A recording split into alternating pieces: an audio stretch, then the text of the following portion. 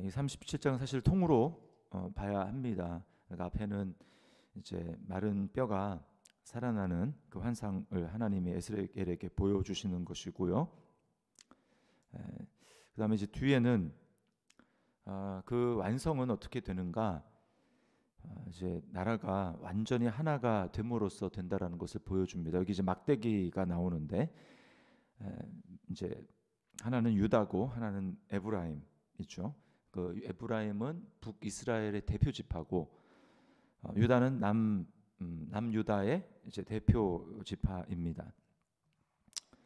왕국이 분열된 직접적인 원인은 솔로몬의 아들인 르호보암 때에 르호보암이 이제 과도한 세금 정책으로 나라를 다스릴 것이라고 하니까 북쪽 지파 원래 이제 사울의 통제를 받던 그런 지파들 이제 에브라임을 위주로 한 지파들이 우리는 다윗의 집과 아무 관계가 없다라고 하면서 떨어져 나갔죠. 그래서 유다 지파를 중심으로 남유다를 이루고 나머지 지파가 사울을 중심으로 사울 이 후손들을 중심으로 해서 나라가 이제 쪼개집니다. 그러나 그 직접적인 원인은 그러할지라도 근본적인 원인은 이 솔로몬 때문입니다. 그 르호보암의 아버지 솔로몬 때문인데 솔로몬이 마음이 하나님을 사랑하는 마음에서 점점 변질되고 많아진 그 이방 여인들의 유혹에 넘어가서 이방 여인들의 자기들의 나라에서 섬기던 그 이방 신들을 들어오게 되죠. 그래서 그 우상들의 신전들을 세우고 우상들에게 마음이 빼앗김으로 하나님께서 진노하시고 내가 너 아버지 다윗을 봐서 너의 때는 나라를 나누지 않겠지만 너의 자손의 때에 내가 나라를 둘러 찢을 것이다 이렇게 말씀하십니다. 한마디로 우상 숭배 때문에 나라가 나누어지게 되는 것이죠. 이 우상 숭배는 결국은 자신의 야망과 욕심을 따르게 하기 때문에 하나님이 아니라 자신을 높이게 되는 것입니다. 그래서 1계명 나 외에 다른 신을 내게 두지 말라라고 하시는 이 1계명을 어기게 되면 나머지 모든 계명을 다 어기게 되고 10계명 그래서 내 이웃의 소유를 탐하지 말라라고 하는 이 탐심 즉 내 안에 있는 욕심 야망 그것을 이루게 되는 것입니다. 결국 우상 숭배하여서 자신을 숭배하게 되면 하나님에게서부터 독립하게 되고 하나님의 법에서도 해방이 되어서 자유를 누리고 얻는 것 같지만 사실은 자유롭지 못합니다. 모든 사람들이 다 내가 왕이다 라고 하게 되면 자신의 자유를 주장하기 때문에 결국은 자유가 없어지는 아주 아이러니한 상황을 맞게 되는 것입니다. 우리가 이것을 요즘에 이제 이 코로나 상황을 보면서 좀 보게 됩니다. 우리나라 대한민국과 미국이나 유럽의 상황을 보면 잘 알 수 있습니다. 우리나라는 위치 추적 앱 같은 것을 통해 가지고 확진자들의 동선을 공개해서 바이러스가 확산되는 것을 효과적으로 막을 수가 있었죠. 근데 이제 그렇게 하기 위해서는 한 가지 희생돼야 되는 것인데 그게 뭐냐면 개인의 이 사생활 정보가 이제 이렇게 사용되는 것, 희생되는 것을 그것을 이제 감수해야 그 앱을 이용할 수가 있는 것이죠. 지금 미국이나 이제 유럽 같은 국가에서 이 우리나라의 시스템을 도입하려고 해도 걸림이 되는 게 뭐냐? 그 사람들은 이 개인의 이 정보, 사생활 이걸 극도로 중요하게 생각하기 때문에 이 법을 상정하기가 매우 어렵다라는 것이죠. 그러니까 무엇입니까? 개인의 자유는 지켜지는 것 같은데 사람들이 막 죽어 나가는 것이죠. 이게 뭘 보여주느냐? 이제 한 프랑스 기자가 이제 기고한 글을 봤는데 뭐냐면 끝에 우리나라와 이 유럽의 사태를 이렇게 비교하면서 어떤 종류의 자유를 택할 것인가 이렇게 물어보는 그 인상적인 기사 한 줄을 봤습니다. 우리는 어떤 종류의 자유를 선택할 것인지 택해야 돼요. 개인 내가 왕이 되어서 진짜 자유를 누린 것 같지만 사실은 그 영적인 죽음을 가져오는 내가 그런 종류의 자유를 선택할 것인가 아니면 실상 겉으로 봤을 때는 좀 자유가 제한당하는 거 아닌가 싶지만 결국은 사는 생명의 자유를 누릴 것인가 우리는 그것을 선택해야 될 것입니다. 하나님 한 분을 창조주와 주인으로 인정하고 그 권위 밑에 순종했다면 아담과 하와는 모든 만물을 다스리며 생명을 풍성히 누리는 자유를 누리며 살았을 거예요. 생명의 나무의 열매를 먹고 산다라는 것은 그 생명을 풍성히 누리고 사는 것을 말하는 것입니다.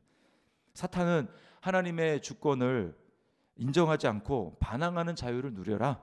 그러면 너 자신이 하나님과 같이 되는 네가 진짜 자유를 누리게 되는 것이다 라고 말하는 것이죠. 근데 이건 사실은 달콤한 독약에 지나지 않는 것입니다. 그걸 먹으면 자유가 아니라 죽는 것입니다. 이스라엘의 역사는, 아니 인류 전체의 역사는 바로 이 비극적인 역사의 반복이 되는 것입니다. 우리 안에 아담이 먹은 이 독약이 계속해서 기운이 남아 있어서 자꾸 하나님을 인정하지 않고 자기 자신의 지혜와 경험을 의지하게 되는 것입니다. 이게 사실은 죽는 거예요. 사는 것 같지만 죽는 것입니다. 그 안에는 자꾸 다툼과 분열이 있고 쪼개집니다. 그래서 오늘 결국인 이스라엘이 두 나라고 나뉘어지게 되는 것이죠. 가정이 쪼개지고 교회가 쪼개지고 국제사회 연합이 쪼개지고 나라가 쪼개지고 계속해서 나누어지는 역사, 이것은 바로 마귀와 사탄의 역사입니다. 어떻게 분열이 잠잠해지고 진정한 연합이 일어날 수 있습니까? 여기 이제 에브라임이라고 되어 있는 이 북이스라엘이 신약에 넘어오면 어디냐면 한마디로 얘기하면 사마리아입니다. 사마리아. 유대인들은 사마리아를 굉장히 싫어했죠. 그래서 돌아가요. 근데 예수님, 진정한 유대인이신 예수님이 요한복음 4장에 보면 사마리아 땅을 밟으시고 그 땅을 통과하시죠. 그래서 그 사마리아 여자 예수님이 구원하시지 않습니까? 이 일이 예수님이 이제 상징적으로 보여주신 것이고, 나중에 사도행전에 보면 오순절 성령 사건이 강림 사건이 있은 다음에 제자들이 어떻게 합니까? 빌립이라는 이 집사가 복음을 전하지 않습니까? 사마리아 가서 복음을 전하는데 거기에 복음을 받아들입니다. 그 안에 기쁨이 있습니다. 그리고 나중에 이제 사도들이 가서 야, 사마리아에도 이런 일이 일어나는구나. 그래서 그들에게 안수할 때 성령님이 똑같이 그들에게 내려오시죠. 그러면서 뭐라냐면 사마리아도 성령을 똑같이 받았다. 이게 무엇입니까? 오직 성령 안에서만 유대인이냐 뭐 사마리아니냐 이렇게 구분되는 것이 없어지고 온전히 하나 된 그러한 민족이 된다라는 것이죠. 이게 에베소서에 보면 둘이 하나가 되는 역사, 한 새로운 피조물을 이루어서 한 아버지 하나님께 나아가는 그런 역사가 언제 이루어지는가? 이것은 오직 복음 안에서 이루어진다라는 것입니다. 그러니까 예수님이 여기서 이 두 막대기가 하나가 된다라고 하는 것은 오직 뭘 통해서 이루어지는가? 여기 이제 뭐라고 얘기합니까? 여기 22절에 그들에게 이르기를 주 여호와께서 이같이 말씀하시기를 내가 이스라엘 자손을 잡혀간 여러 나라에서 인도하며 그 사방에서 모아서 그 고국 땅으로 돌아가게 하고 22절에 그 땅 이스라엘 모든 산에서 그들이 한 나라를 이루어 한 임금이 모두 다스리게 하리니 그들이 다시는 두 민족이 되지 아니하며 두 나라로 나누이지 아니할 것이라. 또 24절에 내 종 다윗이 그들의 왕이 되리니 그들 모두에게 한 목자가 있을 것이라. 그들이 내 규례를 준수하고 내 율례를 지켜 행하며. 후손 다윗이 왕으로 다스리는 그런 나라가 될 때에 이것이 가능하다라고 하는 것입니다. 이 다윗이 우리가 잘 알죠. 복음의 핵심 되시는 예수 그리스도, 그분이 왕으로 다스려지는 역사가 일어나게 될 때, 즉 우리 심령 가운데 하나님의 영이 다스려서 하나님께 반항하고자 하는 그 자유를 누리려고 하는 그 악한 생각들이, 육신의 생각이 죽을 때, 언제 죽습니까? 우리가 십자가를 믿을 때 죽는 것이죠. 예수님과 함께 죽는 것입니다. 그렇게 될 때에 예수가 우리 안에 왕이 되시고 나는 죽고 내 안에 예수가 사시는 그 역사, 내 안에 성령님이 사시는 그 역사 이루어질 때, 그때야 비로소 완전히 하나가 된다라는 것입니다. 그러므로 예수가 왕이 되는 일이 없이는, 복음을 진정으로 받아들이는 일이 없이는, 그 사람의 영혼 가운데 성령이 들어가시는 역사가 없이는 어떠한 연합도 일어날 수 없다라는 것입니다. 오늘날 뭐 시민 사회에서 뭐 시민 단체가 뭘 연합을 이룬다. 또 뭐 국제에서 UN 있죠. UN 이게 뭐 나라의 연합 아닙니까? 안 돼요. 안 됩니다. 예수님이 없이는 불가능한 거예요. 구약에 보면 왕이 다스리는 이제 세 가지 요건을 하나님 말씀하십니다. 첫 번째가 뭐냐? 아내를 많이 두지 말아라. 두 번째가 뭐냐? 말, 전쟁할 때 쓰는 그 말을 많이 사지 말아라. 세 번째는 율법을 옆에 두고 계속 읽어라. 왕이 해야 될 일입니다. 이스라엘 역사상 유다도 마찬가지지만 이 세 가지 온전히 지킨 왕이 없어요. 없습니다. 그러나 우리 진정한 왕 되시는 예수 그리스도, 그분은 어떻습니까? 뭐 아내를 둘 일도 없지만 자신의 힘, 국력을 키워서 전쟁에 이기겠다 그렇게 하신 것이 아니라 무릎 꿇음으로 또 율법을 옆에 두시고 그 입에서 항상 하나님 말씀을대로 순종하시는 이 말씀대로 주님이 사시고 죽으셨죠. 그러므로 그 예수 그리스도를 우리 안에 오늘도 온전한 주인으로 모시게 될 때 우리는 진정한 삶을 경험하게 되는 것입니다. 그러므로 순종한다라는 것은 이거는 순종해야 되는구나, 힘들다 이게 아니고 기뻐해야 될 일입니다. 나의 자유를 누림으로 죽음에 빠지도록 만드는 자유 같아 보이지만 결국은 죽는 그 길이 아니라 하나님이 나에게 살 길을 주셨구나. 순종은 살 길입니다. 우리가 살 길. 순종하는 것 외에는 우리가 참 기쁨을 누릴 일도 없고 은혜를 누릴 일도 없고 참 평강을 누릴 일이 없어요. 그래서 여기 26절에 보면 내가 그들과 화평의 언약을 세워서 영원한 언약이 되게 한다 이렇게 얘기하지 않습니까? 이 화평이 신약에 넘어오면 어떤 말입니까? 평강이에요. 평강. 바울 서신에 나오는 중요한 두 단어가 있죠. 은혜와 평강. 이것은 오직 예수 그리스도를 통해서만 주어지는 것입니다.